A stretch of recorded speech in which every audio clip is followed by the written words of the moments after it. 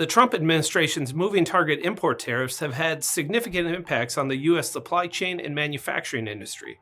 While the full impact is still unfolding, it's beginning to look like the trade deal tactics could do the unthinkable: raise the price of Arizona iced tea. Arizona iced tea has been a shining beacon in the cooler sections of gas stations and grocery stores across the country for decades.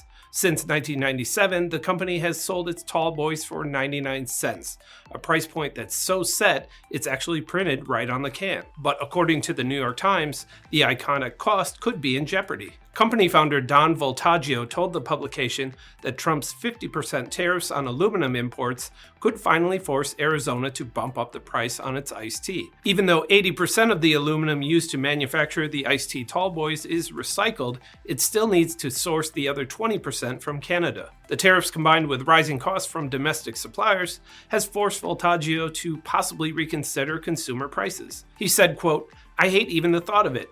It would be a hell of a shame after 30 plus years." Arizona has kept its canned beverage prices so low for so long, partially by adjusting prices on other products, but also by running a very vertically integrated production process. That even includes building its own railroad to bring tankers of sugar directly into its New Jersey factory, Arizona Land. As the report points out, it also helps that Arizona iced tea primarily consists of easy-to-get materials like water, sugar, and flavorings. But it still needs aluminum.